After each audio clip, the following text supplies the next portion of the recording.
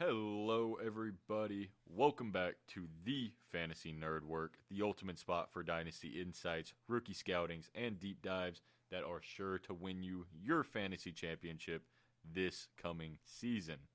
I'm your host, Ethan King, and today we are talking about probably the most polarizing player in all of fantasy football right now, not named Ashton Genty, and of course, we are talking about Travis Hunter.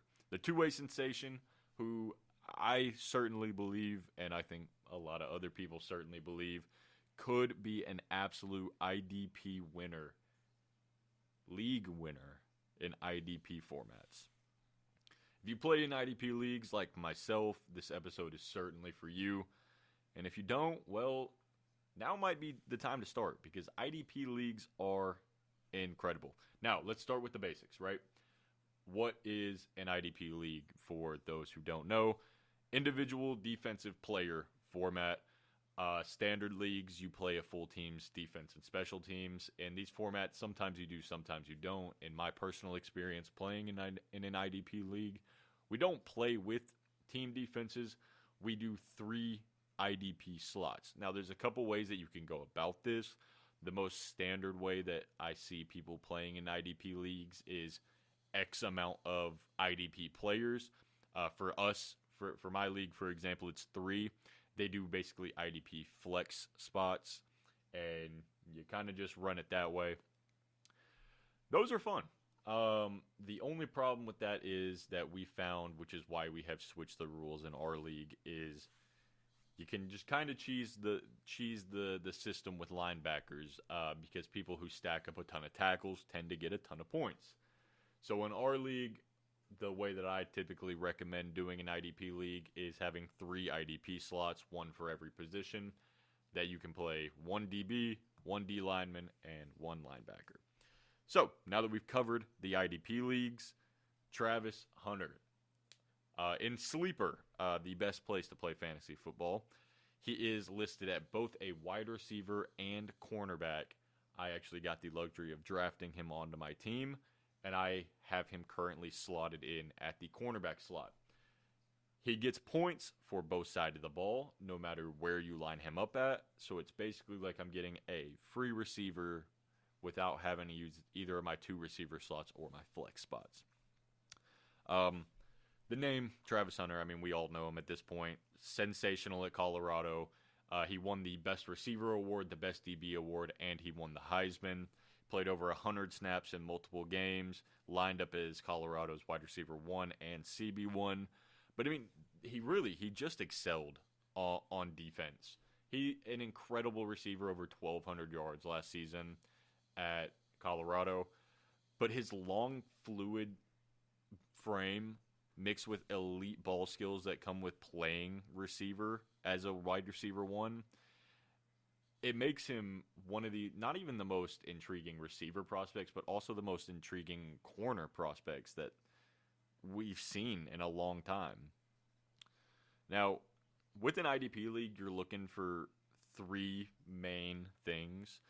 You're looking for players who are going to play a high snap percentage. You're looking for playmaking upside, and you're looking for schemes that fit a player's certain needs. And what I mean by schemes, I mean look at Nick Cross, last year's safety for the Indianapolis Colts. One of, if not the best DBs in fantasy football last year, because of the scheme in Indianapolis, allowed him to fill the gaps underneath and rack up tackles. And tackles are the most efficient way to get points out of an IDP slot. Travis Hunter, obviously, we know he can handle a high snap count. I am a part of the club that does not think that he'll be able to handle that same level of snap count in the NFL, but he's going to be handling a high snap count. He checks all the boxes, seriously. He gets the high snap count. He has incredible playmaking upside. I mean, just look at what he does on both sides of the ball. I very, very, very, very clearly see there being a game this upcoming season. I can see the Bleacher Report headline right now where Travis Hunter now catches a touchdown and a pick 6 in the same game. And I think Liam Cohen is going to work him into this scheme. You know, seamlessly. Travis said that he wasn't going to play if he didn't get to play both sides of the ball, and Liam Cohen seems extremely willing to make it happen, that he will get to play on both sides of the ball. He started his role on offense first at the start of OTAs, and he has begun transitioning into a defensive role, learning both the offensive and the defensive playbook. The biggest thing with Travis, though, like I said earlier, is the elite ball skills. Accuracy isn't necessarily an issue when it comes to throwing to a guy like Travis Hunter because of the way he contorts himself to a ball. Now put a guy like that on defense. You know, they say that every corner would play wide receiver if they had better hands. Travis has some of the best hands we've seen, and he plays both corner and wide receiver. Travis was drafted. Obviously, Jaguars traded up to the second overall pick, so they believe him.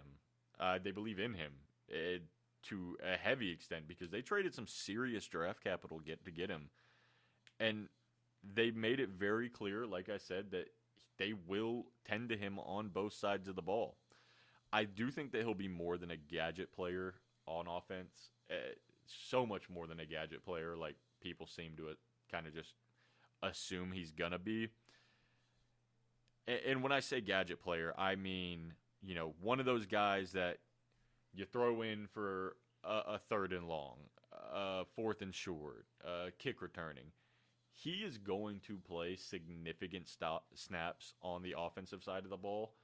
And in that receiver room in Jacksonville, he has a chance of leading all rookies in receptions, yards. I know that Brian Thomas Jr. is there, and he looked incredible last year. But Brian Thomas Jr., I think one thing a lot of people aren't really considering is that he is great. He is really, really good, but he's going to be getting a lot of focus from defense put onto him in this upcoming season. And I think that's just going to make Travis Hunter even more of a reliable option for Trevor Lawrence. He is going to put up points, whether it's pick sixes, fumble recoveries, fumbles, block kicks, tackles, tackle for loss, sack, anything that you can think of that he can record on defense is just extra points to compare to if he was only playing the receiver. Let me paint a picture for you. Let's say and this is full PPR. Let's say he gets 5 catches for 50 yards and a touchdown. Right? You're looking at 16 points right there. Now, for a rookie wide receiver, if he puts up 16 points per game, I think we're all relatively happy owners. But now you add in the fact that in an IDP format, it counts his stats for both sides of the ball. Now, the scoring for your IDP league may be different. IDP league scoring is one of those things that it's basically just, it is a per league thing. There isn't really a set standard for IDP. For my league, how we do it is you essentially get minimum 0.75 points per tackle, or you get at maximum 1.5 points per tackle. And that's significant points. And for DBs, it is a little bit different, obviously, because DBs are typically probably only getting in that 3 to 6 tackle range. 0.5 points per tackle, and then you get an added bonus on for the kind of tackle that it was. So 0.5 points no matter what. You get an additional 0.25 points if it was an assisted tackle, but an entire point added on if it is a solo tackle. So, with that thinking in mind, right? Now let's go back to it. 5 catches, 50 yards, a touchdown. We're looking at 16 points right there. If he just gets 2 solo tackles, okay, well now we're at 19 points. If he gets 4 solo tackles, we're looking at 22 points. It compounds very quickly. Our league does a bonus for tackle bonuses because tackles, being a high tackler is a volume thing. You want those guys on your team. So if you get a 10 plus tackle, if you get 10 or more tackles, you get a 5 plus bonus, right? So let's say he does get 10 tackles. what is that? Let me do the math on my phone real quick before I just completely butcher it. So, if he gets 10 solo tackles, which for a DB is, and I just want to preface that, keep it optimistic on this number. It's more of just a metric that I'm using to explain the value of an IDP slot. 10 solo tackles at 1.5 points per tackle. You're looking at 15 points. Now, for it being 10 tackles, you're looking at a 5-point bonus, plus the 16 points he already got from 5 catches, 50 yards, and a touchdown. It's a lot of hypotheticals. Like I said, he'll never really get to 10 tackles. He may do it once or twice. Who knows? That's 36 points right there, though, and that won't be something that he always does. And like I said, your IDP scoring may be different, but it's just no matter how different your IDP scoring is from ours, you just look at how quickly it jumped from 16 points to 36 points. That is league-winning material. Significant league-winning material. And then you also have the other things, points for passes defended.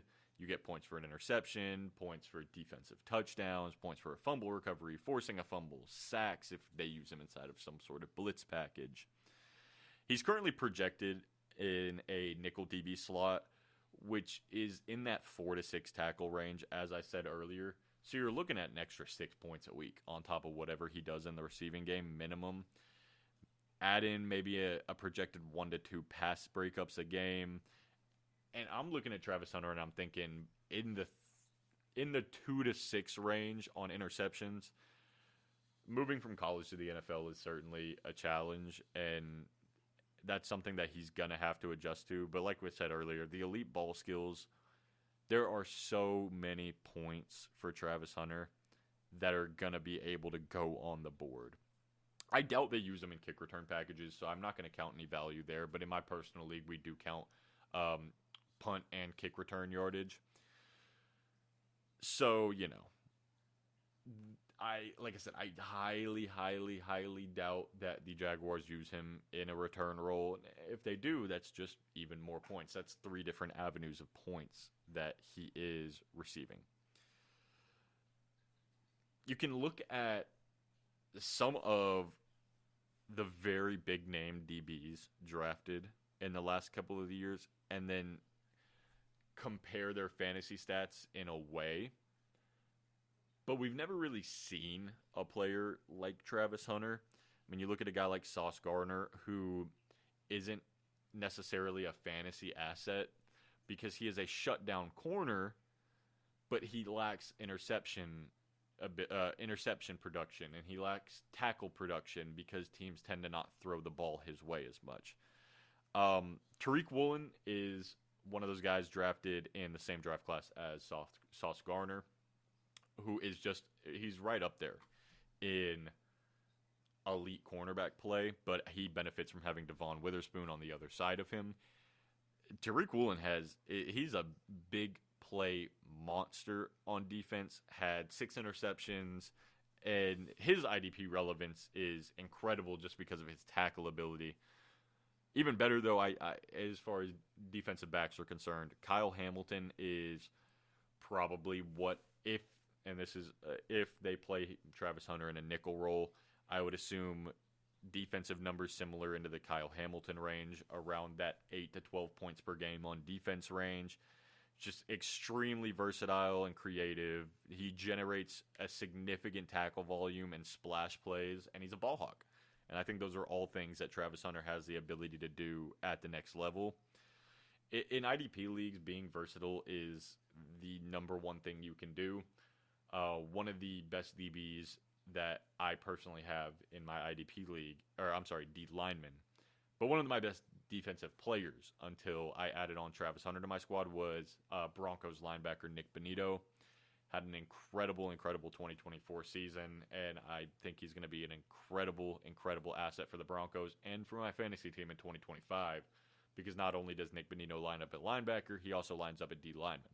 So I'm able to play him in both of those spots pretty interchangeably, and it just makes it a lot easier for roster construction.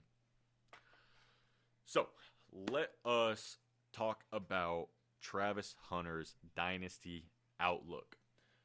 If you play in an IDP league, I want to talk about his price, obviously. But if you play in an IDP league, he's pretty much, right now, since knowing nothing and just knowing the potential production that we may get out of Travis Hunter, you're looking at a pretty much slim to none chance to trade for him in most any league. You would have to give up a significant amount. According to Sleeper's 2025 projections, and obviously projections mean nothing. They literally mean nothing. However, in all skill positions projections, so just at anything not counting quarterback, Travis Hunter is projected the second most points in all of fantasy for non-quarterback positions at 308.4 points per game as a rookie. And not per game, sorry, for the season. Who is that on par with? There may be a name in your head, and it's the only guy projected more total fantasy points than Travis Hunter. Jamar Chase. Jamar Chase is projected at 315 this season. Obviously, went over 410 this past season. Triple Crown. But Jamar Chase's rookie year, playing only wide receiver, had, you guessed it right, 308 fantasy points. I think that 308 is a number that, if the expectations match with his play, we are looking, like I said, at a league-breaking player, and 308 could be a low number for a guy like Travis Hunter, depending on your defensive league scoring. Now, in redraft IDP leagues, you'll more than likely be able to grab him, I would say, late second, early third, because people are going to see the name and they're going to see the IDP format and they're going to take a swing. But I don't think his value is quite in that mid to late first range. I could see a team taking a swing on him in the mid-second. However, if you are in dynasty IDP leagues and you are drafting out of the rookie drafts, you better have one of the first two picks. I will say in my IDP league, we drafted before he actually got the tag of cornerback on his player card. So when I drafted him, he was only listed as a wide receiver, but I drafted him taking the swing that he would actually get the CB designation. Obviously, he did end up getting it. I could have drafted him at the 106. I traded up to be safe and took him at the 103, and I got laughed at because I traded 106 and Jerry Jeudy for 103 and Isaiah Likely, and then everyone was saying nobody was going to take him. So I might have sold a little bit on getting rid of my Jerry Jeudy stock a little earlier than I should have. Regardless, though, now that he has the DB designation and we know that he's probably going to carry that into the season and beyond, the only real chance that he has to lose it is if, major injury is suffered and then they say, okay, you're now a full-time TB, which is the worst case scenario for fantasy managers, obviously. I would try and trade for him early as best strategy to go with.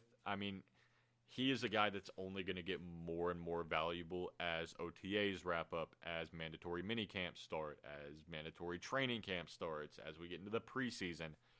The more your league mates who own Travis Hunter watch him practice and see the news that come out about him, the more expensive he is going to get. He is at his cheapest right now. Unless he busts. If he busts, then you know what? Maybe there's a chance that you can get him for cheap. But we just don't see. All the metrics and all of the data is just telling us that this guy is going to be an elite fantasy aspect.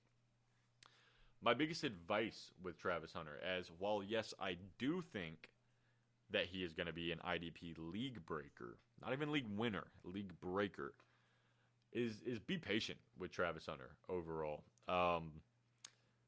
He may start slow. He may not play as many snaps in, the first 8 games of his career while he's still learning both playbooks, while he's figuring out which role he'd rather be in full-time. I know he says that he wants to be full-time on both sides, but we've got to be realistic about the logistics of playing both sides of the ball at full times. It's not going to happen.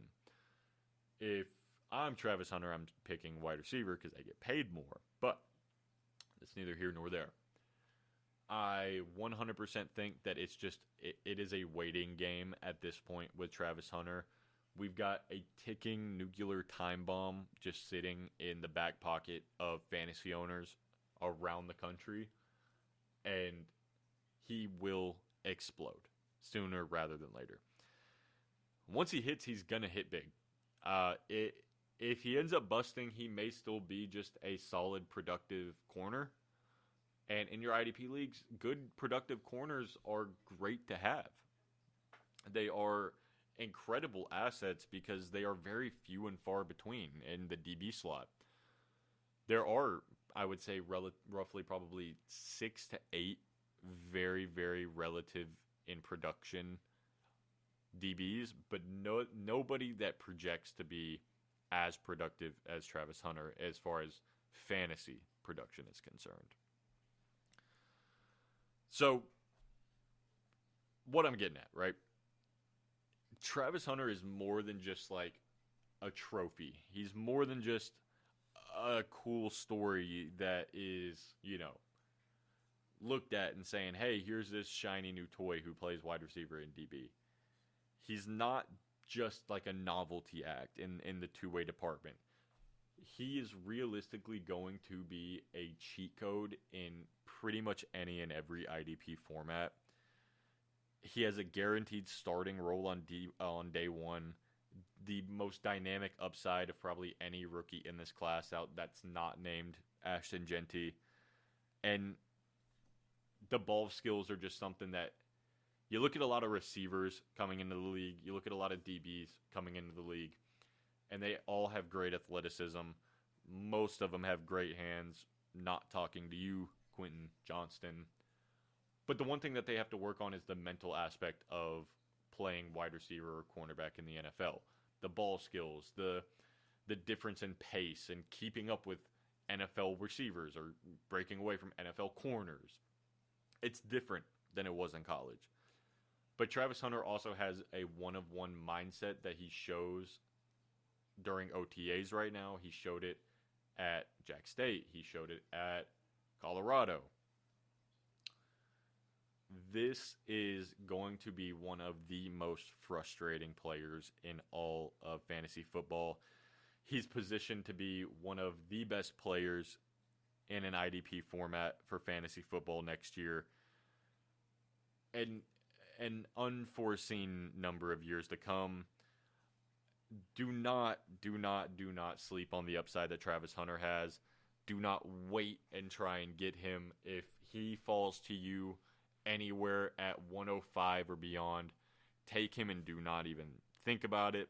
Stash him, start him, sit him. I don't care what you do, but make sure you have him on your team and get carried to a fantasy football championship this season. That's going to do it for today's episode of the Fantasy Nerd Work. If you enjoyed this breakdown, do not forget to subscribe or follow the podcast on whatever audio service you are listening to.